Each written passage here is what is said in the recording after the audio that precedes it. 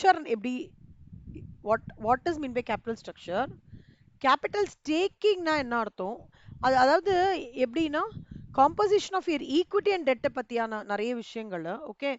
அப்புறம் leverage analysis இருக்கு செல்லம். என்னன்னா 3 லிவரேஜ் இருக்குடா. Operating leverage, financial leverage and combined leverage. Okay. அதுல வந்து ஒரு குட்டி ஃபார்மேட் இருக்கு. லிவரேஜ் என்னன்னா, நான் வந்து இன் டர்ம்ஸ் ஆஃப் என்னோட கான்ட்ரிபியூஷன் ஆஃப் ஃபிக்ஸட் காஸ்ட்டும், ஓகே, என் contribution of interest to the bank அதுவும் எவ்வளோ தூரம் என்னோட ஓவரால் ப்ராஃபிட்டபிலிட்டிக்கு இன்ஃப்ளூயன்ஸ் பண்றது. ஓகே. அது சொல்றது தான் வந்து லிவரேஜ் அனாலிசிஸ்.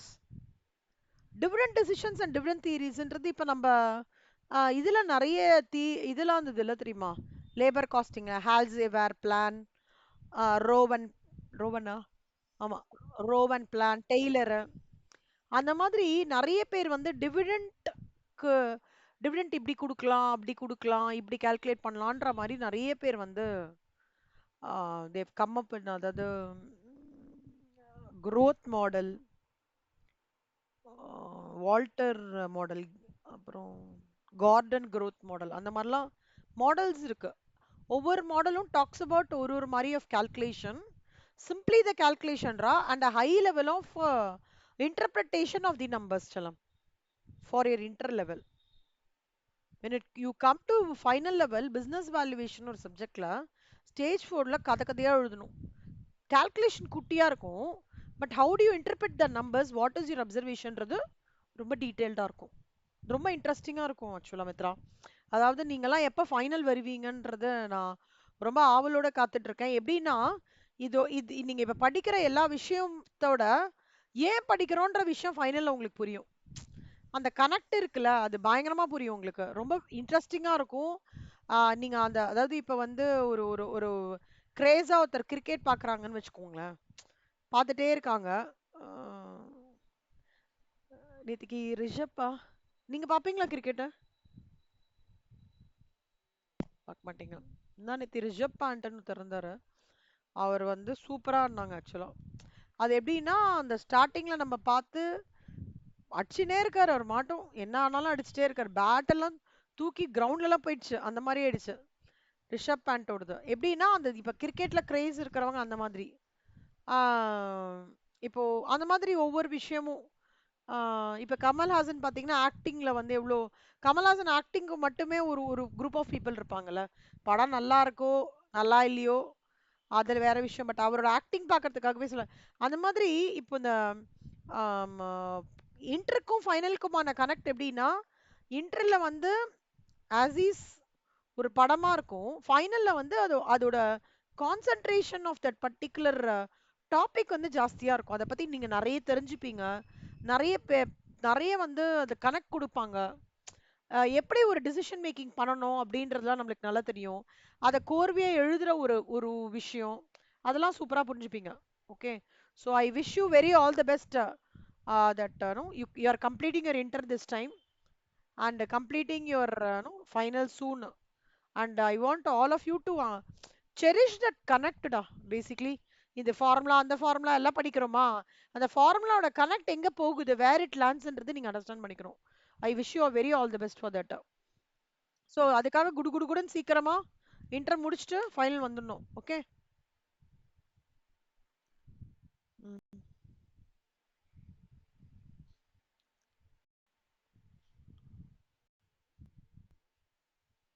என்னமோ ஏதோ ஆகஸ்ட்ல பண்ணலாம் சொல்றாங்க செல்லம்மா. தெரியல, நானும் நேத்தி கூட பார்த்தேன், எதுவும் மாத்தல இப்போதைக்கு. ஆகஸ்ட்ல வரும்னு சொன்னாங்க. அதாவது ஏதாவது சேஞ்சஸ் இருந்தா ஆகஸ்ட்ல இது பண்ணுவோம்னு சொல்றாங்க. டிடி ஐடிடி கூட எனக்கு தெரியல, மாத்திர மாதிரி தெரியல. ரொம்ப ஹை லெவலா தான் இருக்கும் பெருசா. சாரி, டிடி ஐடிடின்ற நம்ம நம்ம ஸ்டேஜ் 2ல மாத்துவாங்க. ஏதோ ஒன்று பார்த்தேனே, லால ஏதோ மாத்தி, லால இல்ல எங்களுக்கு வந்து எதுலயும் மாத்தினாங்கடா இந்த வாட்டி. மேஜரா ஒரு சேஞ்ச் நடந்தது. Strategic strategic management and business வேல்யூவேஷன்ல தான் ஏதோ மாறித்து. மாறாது, மோஸ்ட்லி மாறாது மித்ரா. அப்படியே மாறினாலும் நம்ம பார்க்கலாம். நான் அது பார்த்துட்டே இருக்கேன். ரொம்ப மிஞ்சி போனா நான் 2 சம் ஆட் பண்ணுவான், 3 சம் ஆட் பண்ணுவாங்க.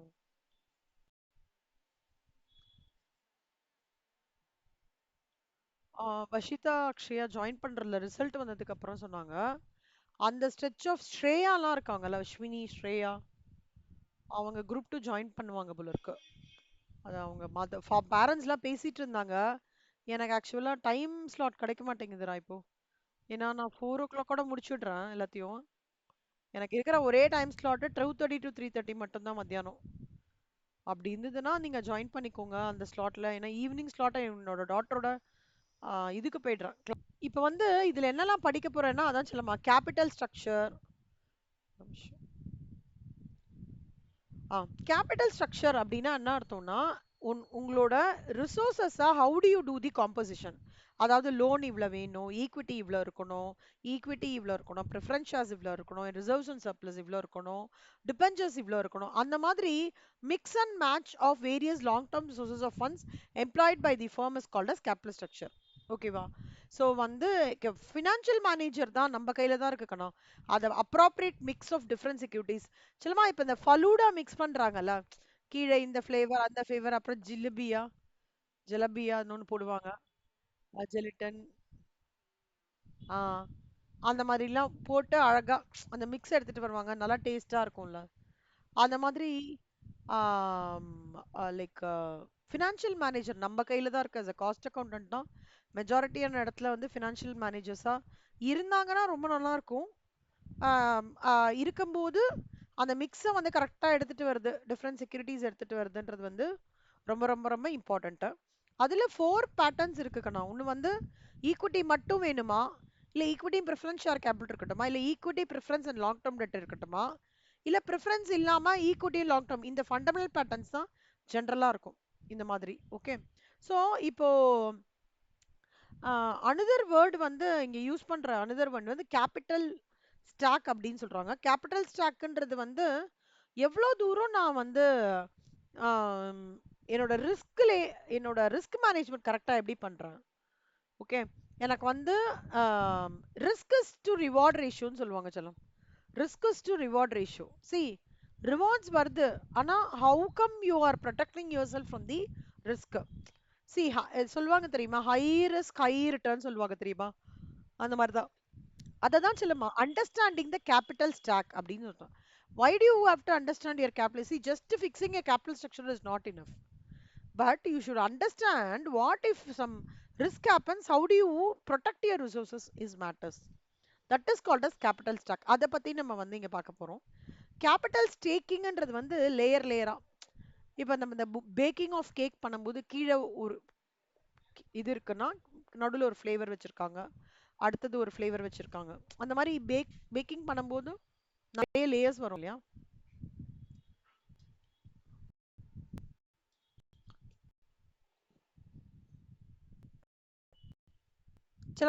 சிலமா இப்போ வந்து ரெயின்போ கேக் இருக்குன்னு வச்சுக்கோங்களேன். ரெயின்போ கேக்ல வந்து நிறைய ஃப்ளேவர்ஸ் போடுவாங்க. அது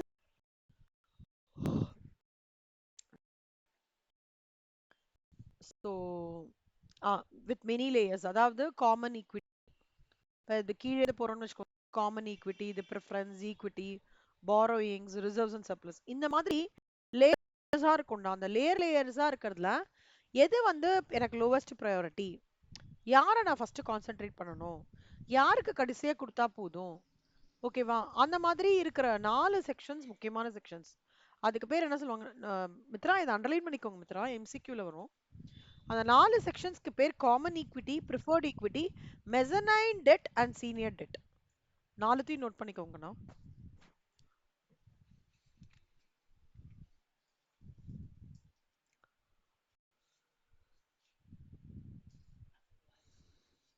ஓகே, இப்போ இந்த 4 இதுல இது 2 ஈக்விட்டியில காம்பனன்ட்ல வருங்கண்ணா, இது 2 டெட் காம்பனன்ட்ல வரும்.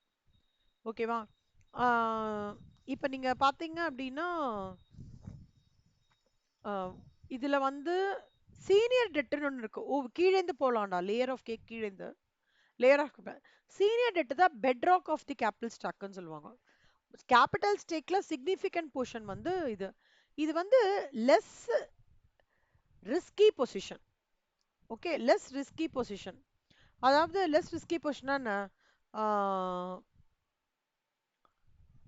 இது எப்படின்னா வந்து கொலாட்ரல் மாதிரி வரும்டா. ஒரு லோனுக்கு வந்து இப்போ கொலாட்ரல் செக்யூரிட்டி கொடுக்குறேன்னு வச்சுக்கோங்களேன், அதுக்கு பேர் சீனியர் டெட்னு சொல்லுவாங்க. அதாவது என்ன அர்த்தம்னா, லைக் சீனியர் டெட் வந்து இஸ் பேசிக்லி எனக்கு பிரச்சனை வராத வரைக்கும் நான் வந்து என்ன இந்த கொலாட்ரல் செக்யூரிட்டி டச் பண்ண மாட்டாங்க, கரெக்டா? எனக்கு வந்து it's a low risk because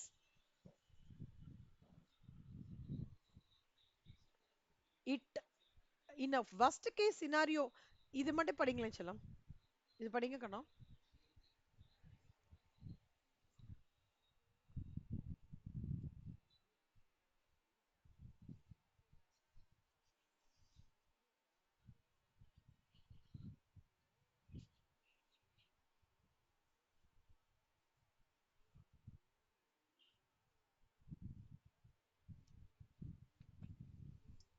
நீ எதை participant ங்கிற.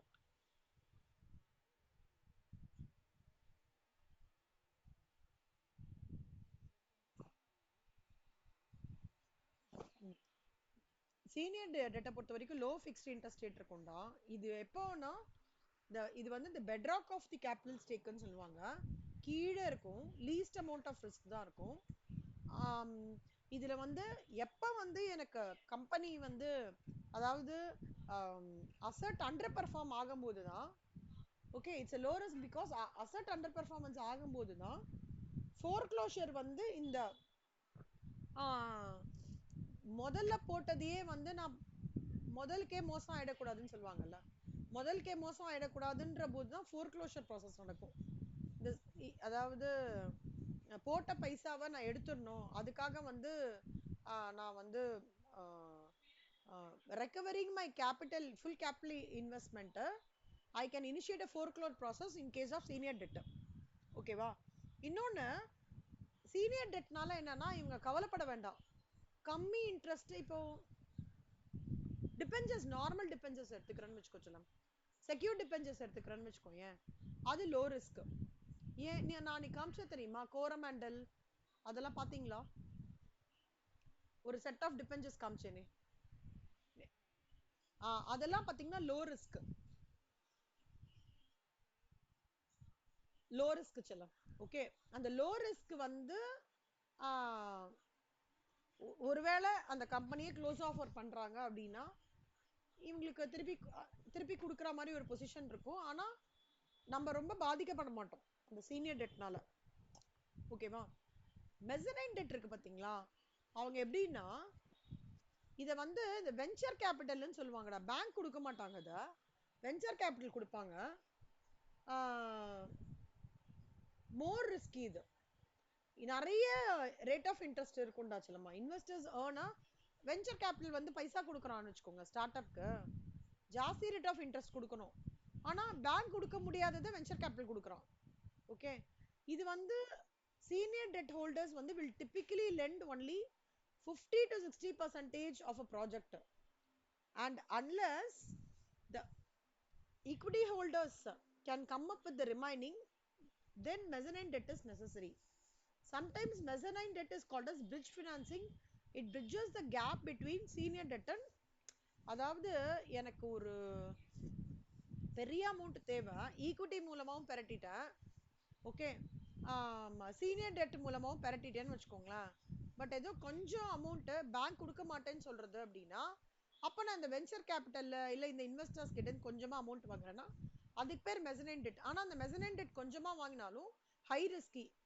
ஏன்னா ஜாஸ்தி ரேட் ஆஃப் இன்ட்ரெஸ்ட். இப்ப திருப்பி கொடுக்க முடியலன்னா வட்டி மேல வட்டி, வட்டி மேல வட்டி குட்டி போட்டுட்டே போகும். புரியுதா? இந்த பேங்க் இல்லாததுன்னா நான் பேங்கிங் ஃபினான்ஷியல் இன்ஸ்டிடியூஷன்ஸ் சொல்லலாம். அதாவது யாரு சொல்றேன்னா நிறைய இந்த ஸ்டார்ட் அப்ஸ்க்குலாம் நிறைய பேர் ஹெல்ப் பண்றாங்கடா இப்பெல்லாம். ஸ்டார்ட் அப்ஸ்க்குலாம் நிறைய பேர் ஹெல்ப் பண்றாங்க. அவங்கலாம் மெசனைன் டெட்ல வருவாங்க. ஸ்டார்ட் அப் பேங்க்ல இருந்து கொஞ்சம் பைசா வாங்கிட்டாங்க செல்லமா. ஓகே, ஆனா கொஞ்சம் பைசா தேவைன்ற போது இந்த மாதிரி லைக் இன்வெஸ்டர்ஸ் வெஞ்சர் கேபிட்டல் கிட்ட போய் வாங்கினா அவங்களுக்கு அதிகமான ரேட் ஆஃப் இன்ட்ரெஸ்ட் இருக்கும். அவங்கள தான் மெசனைன் டெட்னு வாங்க. ஈக்விட்டி ஃபினான்சிங் உங்களுக்கு தெரியும். Equity investors buy shares of ownership of the property. அதாவது ப்ராப்பர்ட்டி வேல்யூவேஷன் பேஸ் பண்ணி உங்களோட shares will go up. If the property ஜாஸ்தி ஆச்சுன்னா ஷேர் வேல்யூ ஜாஸ்தி ஆகும். ஸோ ப்ராப்பர்ட்டி ஹை வேல்யூவேஷன் இருக்கும்போது அவங்க என்ன பண்ணுவாங்க, செல் பண்ணிட்டு தான் initially purchase investors will earn profit. Okay, common equity அப்படின்னா என்ன அர்த்தம்னா it's the riskiest because holders can only be paid after the see in the common equity first layer of the cake வந்து senior debt, அப்புறம் இவங்க, அப்புறம் preferred equity. Common equity தான் கடைசியா. இப்போ திடீர்னு அந்த ஆர்கனைசேஷன் திவாலா எடுத்துன்னு வச்சுக்கோங்களேன், இவங்களுக்கு பேமெண்ட் பண்ணோம், அப்புறம் இவங்களுக்கு பேமெண்ட் பண்ணோம், அப்புறம் இவங்களுக்கு பேமெண்ட் பண்ணோம், மிச்சம் மீதி இருந்தா தான் காமன் ஈக்விட்டிக்கு போகும், அவங்களுக்கு போகும். இல்லைன்னா அவங்களுக்கு பைசாவே கிடைக்காதுடா. ஓகேவா? அதனால தான் இவங்களுக்கு இருக்கிறத ஹை ரிஸ்க்னு சொல்றாங்க, சீனியர் டெட் இருக்கிறது லோ ரிஸ்க். ஏன்னா irrespective of anything he will be paid இல்ல. புரியுதா செல்லம் இந்த கேட்டகரி?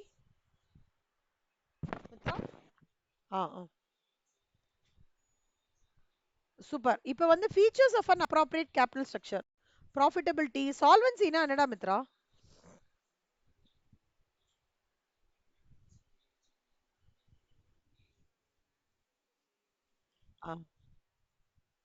லிக்விடிட்டினா என்னடா? Something which you can convert into cash.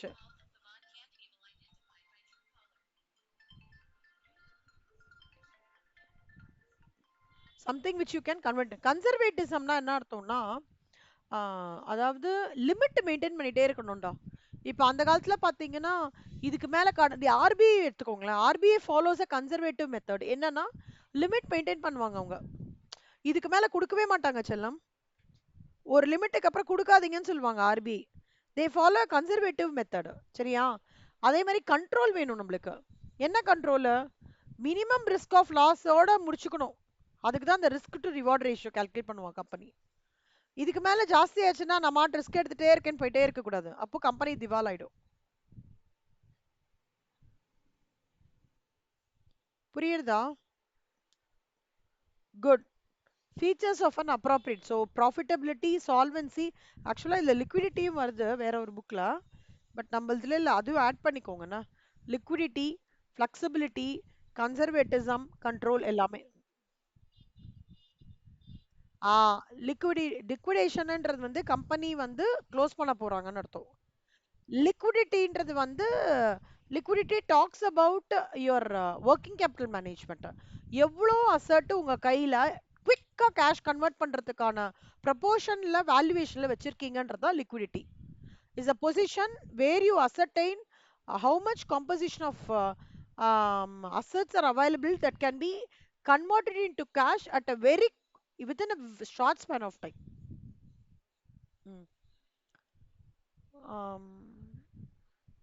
இப்போ வந்து EBIT EPS அனாலிசிஸ் இருக்குடா. EBITனா earnings before interest and tax, EPSன்றது earnings per share.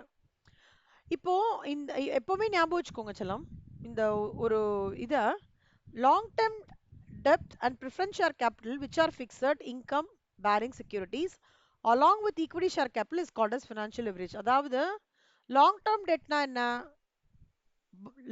பேங்க்ல இருந்து borrow பண்றது more than 12 months இல்லையா? ப்ரிஃபரன்ஸ் ஷேர் கேபிட்டலும் அதே மாதிரி தான். இவங்களுக்கு வந்து பேங்க்குக்கு என்ன கொடுப்போம்? நம்ம இன்ட்ரெஸ்ட் கொடுப்போம். ப்ரிஃபரன்ஸ் ஷேர் கேபிட்டலுக்கு என்ன கொடுப்போம்? ஹோல்டர்ஸ்க்கு டிவிடெண்ட் கொடுப்போம். இவங்க ரெண்டு பேரையும் என்ன சொல்லுவாங்கன்னா ஃபிக்ஸட் இன்கம் பேரிங் செக்யூரிட்டிஸ்னு சொல்லுவாங்கடா. எம்சிக்யூல வரும்டா. which are composed of fixed income bearing securities? Answer is long term debt and preference share capital. Okay, இந்த usage of long term capital இருக்கட்டும் and preference share capital இருக்கட்டும், equity share, இந்த usage எப்படி பண்றோம் அப்படின்னு சொல்றது தான் financial leverage அப்படின்னு சொல்லுவாங்க. financial leverage இன்னொரு பேர் என்னன்னா trading on equity அப்படின்னு அர்த்தம். ஓகேவா? புரியுதாடா? இந்த லாங் டேர்ம் டெட் கேபிட்டலோட யூசேஜ்னால என்ன ஆகும்னா earnings per share. Earnings per ஷேர்னா என்ன? Profit per share. ஒரு ஷேருக்கு கம்பெனி எவ்வளவு லாபம் பார்க்குறான். Okay, as long as the return on investment is greater than the cost. அதாவது எனக்கு இந்த இன்வெஸ்ட்மெண்ட் எடுத்திருக்கேன், அந்த இன்வெஸ்ட்மெண்ட்லேருந்து வரப்போற வரவு பேங்க்ல நான் பே பண்ற இன்ட்ரெஸ்ட்டை விட ஜாஸ்தியாகிற வரைக்கும் company is very much safe and long term debt capital will increase the earnings per share. புரியுதாடா? பேங்க்லேருந்து லோன் வாங்குறீங்க, மாசம் மாசம் இன்ட்ரெஸ்ட் பே பண்றீங்க, கரெக்டா? எதுக்கு பேங்க்லேருந்து லோன் வாங்குறீங்க? ஏதோ ஒரு இன்வெஸ்ட்மெண்ட் பண்றதுக்காக. அந்த இன்வெஸ்ட்மெண்ட் பண்ணி நல்ல ப்ராஃபிட் பார்க்குறீங்க செல்லம். எப்படி உங்களுக்கு ப்ராஃபிட்னு தெரியும்னா, நீங்க பேங்க்ல கட்டுறீங்க பாத்தீங்களா வட்டி, அதை விட உங்களுக்கு அந்த இன்வெஸ்ட்மெண்ட் மூலமா லாபம் அதிகமா இருக்கிற போது தான் the company is said to be in a favorable position. ஏன்னா வட்டி கட்டுறதை விட, அதான் சொல்றோம், லாங் டேர்ம் கேபிட்டல் இஸ் எப்போ வந்து ஏர்னிங்ஸ் பர் ஷேரை இன்க்ரீஸ் பண்ணும்னா, என் வட்டி கட்டுறதை விட இன்வெஸ்ட்மெண்ட் மூலமா நான் எவ்வளோ அமௌண்ட் ப்ராஃபிட் பார்க்குறேனோ அது இன்க்ரீசிங் லைன்ல இருந்தா மட்டும்தான் இந்த கண்டிஷன் வந்து அப்ளிகபிள். நீங்க படிங்க இந்த கண்டிஷன் சென்டென்ஸ் படிங்க செல்லம்.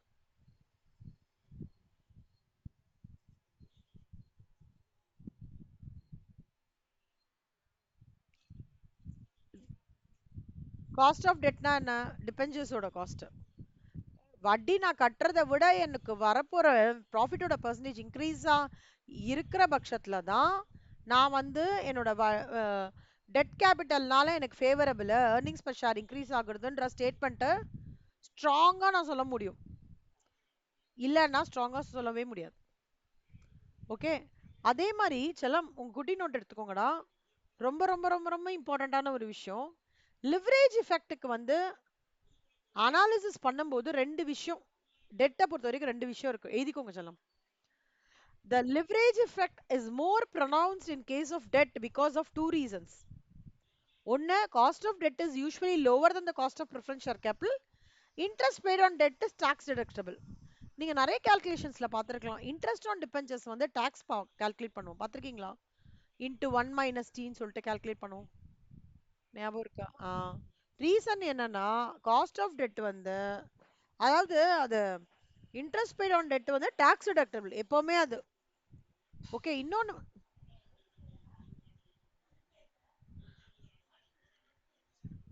Cost of debt is usually lower than the cost of preference share capital. ஓகேவா? இது எழுதிக்கோங்க செல்லம். எங்கேயோ ஒரு இடத்துல கனெக்ட் ஆகும்டா. ஒன்று உங்களுக்கு இன்டர்பிரட் பண்ணும்போது இந்த ஸ்டேட்மெண்ட் நீங்கள் யூஸ் பண்ணுற மாதிரி இருக்கும், இல்லை எம்சிக்யூவில் வரும், ஏதோ ஒரு டிசிஷன் மேக்கிங்கில் இந்த பாயிண்ட்டை நீங்கள் திருப்பியும் ரீகன்சிடர் பண்ணுற மாதிரி இருக்கும், எங்கேயோ ஒரு இடத்துல கண்டிப்பாக டச் அப் ஆகும். அதே மாதிரி இந்த வார்த்தையை எழுதிக்கோங்க செல்லம், இந்த 4 சென்டென்சஸையும் எழுதிக்கோங்க, இந்த first 3 sentence.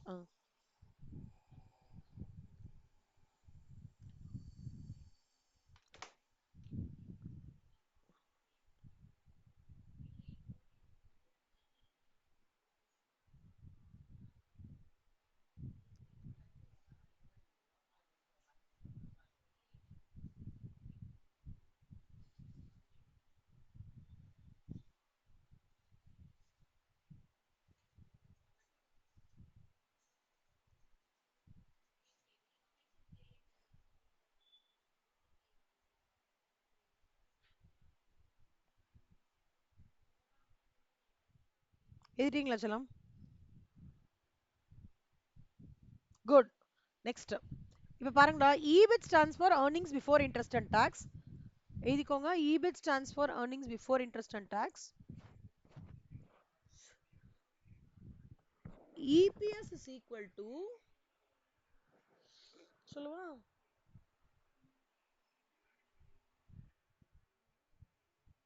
EPS is equal to profits available to equity shareholders divided by number of equity shares. எழுதிக்கோங்க.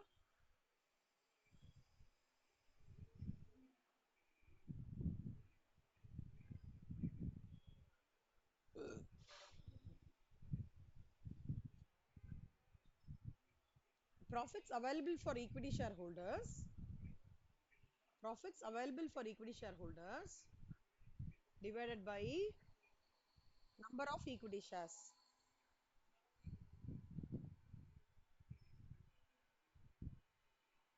Good. Next.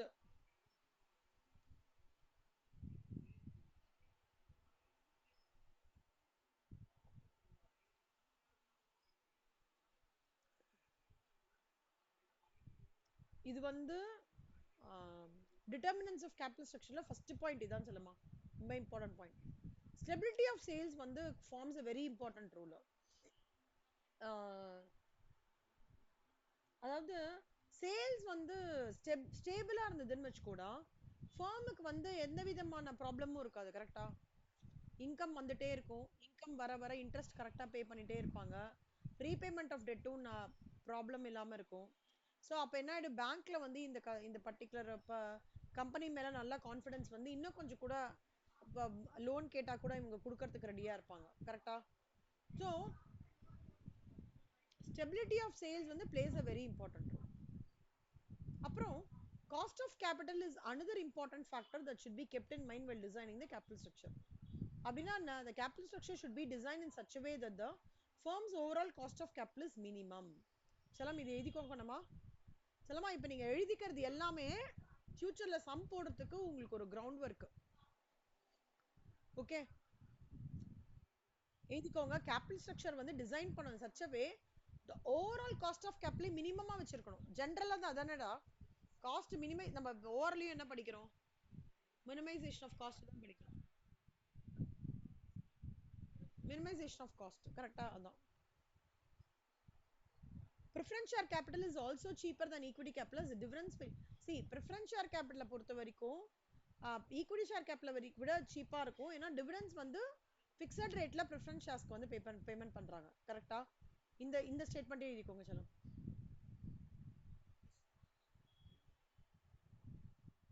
Cost of capital is a minimum return expected by its suppliers. Cost of capital is a minimum return expected by its suppliers. அதுவும் எழுதிக்கோங்க. எது ma'am எனக்கு ரொம்ப highest ரிஸ்க்னா equity தான். எது எனக்கு ரொம்ப லோவஸ்ட் ரிஸ்க் அப்படின்னா சீனியர் டெட்.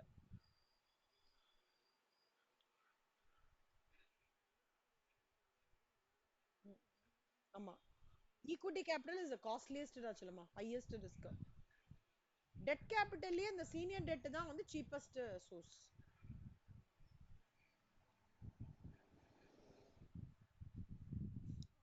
இந்த interest on tax debt capital tax டிடக்டபிளா இருக்கிறதுனால அது இன்னும் ஃபர்தரா அது சீப்பரா பண்றது. ஓகே, அதாவது இந்த பாயிண்ட் இங்க திருப்பி இது பண்றாங்க. Interest paid on tax taxable டெட்னால இது இன்னும் it is making it further, debt capital வந்து is making it further cheaper. ஓகேவா? கண்ட்ரோல்ன்றது என்னன்னா, இப்போ நான் கேபிட்டல் ஸ்ட்ரக்சர் வந்து ப்ராப்பரா கண்ட்ரோல் பண்ணிட்டேன்னு வச்சுக்கோங்க. ஓகே, இட்ஸ் இன்ஃப்ளூயன்ஸ் பை அதாவது designing of a capital structure of the firm is influenced by the desire of the existing management to retain the control over the firm. See, additional funds வந்து required whenever additional funds are required, the management of the firm wants to raise the funds without any loss of control over the firm. additional funds எப்பெல்லாம் வேணுமோ management என்ன பண்ணலாம், ப்ராப்பரான capital structure design பண்ணிட்டீங்கன்னா பிரச்சனையே கிடையாது. பேங்க்ல எப்ப கேட்டாலும் லோன் கொடுக்க போறான். இஷ்யூ ஆஃப் ஷேர்ஸ் எப்ப நடந்தாலும் பப்ளிக் கொடுக்க போறாங்க. ஏன்னா நம்மளோடது ஸ்ட்ராங் டிசைன்டு கேபிட்டல் ஸ்ட்ரக்சரா இருக்கிறதுனால. கரெக்டாடா? அப்போ என்ன ரொம்ப இம்பார்ட்டன்ட்னா, ஈக்விட்டி ஃபினான்சிங்கா இருக்கட்டும், டெட் ஃபினான்சிங்கா இருக்கட்டும், ரெண்டுத்திற்குமே கண்ட்ரோல்டு கேபிட்டல் ஸ்ட்ரக்சர்ல ஒரு போர்ட்ஃபோலியோவா நம்ம எடுத்துட்டு வரணும் அப்படின்றது ரொம்ப இம்பார்ட்டன்ட். ஓகேவா? இது வந்து ஜஸ்ட் அண்டர்ஸ்டாண்ட் பண்ணிக்கோங்க போதும். அடுத்தது ஃபிளெக்சிபிலிட்டிடா. எனக்கு வந்து இப்போ வந்து எனக்கு நான் நல்லா பண்ணிட்டே இருக்கேன், இந்த நல்லா ஸ்ட்ராங்கா இருக்கு. ஆனா திடீர்னு எனக்கு ஒரு ரெசிஷன் வந்துருதுன்னா அப்ப நான் என்ன பண்ணிக்கலாம், I can when if my ஆனா this flexibility வந்து can be operated only on under unavoidable circumstances தான் பண்ண முடியும். எப்ப பாரு நான் வந்து கேபிட்டல் ஸ்ட்ரக்சரை வந்து சேஞ்சிங் கண்டிஷன்ஸ்ல மாத்தக்கூடாது. அந்த சேஞ்சுன்றது எப்பவாவது இருக்கணும். அப்ப மாத்தணும்னா நம்மளுக்கு வந்து தகுந்த மாதிரியான சப்போர்ட் சிஸ்டம் என்விரான்மெண்ட்ல இருந்து கிடைக்கும். பீட் பேங்கா இருக்கலாம், இல்ல ஷேர் ஹோல்டர்ஸா இருக்கலாம், யார்கிட்ட இருந்து வேணும் கிடைக்கும். அதான் சொல்றாங்க கண்ணா, the capital structure of a firm must be designed in such a way it is possible to substitute one form of financing for another to economize the use of funds. ஒரு விதுக்கு இன்னொன்னு substitute ஆகி rotation of funds பண்றதுக்கு ரொம்ப யூஸ்ஃபுல்லா இருக்கும். அப்படின்னு சொல்லிட்டு சொல்றாங்க. ஓகேவாடா? இப்போ வந்து எனக்கு திடீர்னு ஒரு பாயிண்ட்ல வந்து எனக்கு வந்து ரிடம்ஷன் ஆஃப் டிபெஞ்சர்ஸ் வந்துருதுன்னு வச்சுக்கோங்களேன், மெச்சூரிட்டி பீரியட் வந்துருதுன்னா அந்த டைம்ல என்னோட there be a slight jerk in my capital structure.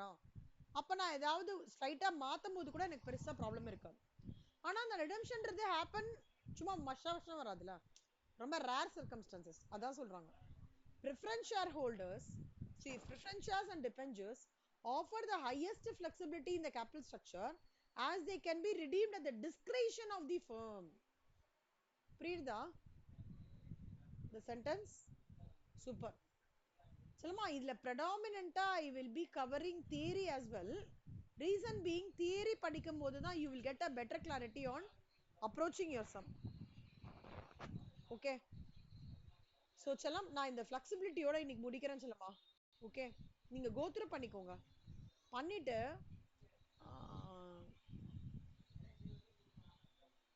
நான் ஒரு ஃபார்மேட் மட்டும் சொல்றேன்டா, அதை நோட் பண்ணிக்கோங்க செல்லம்.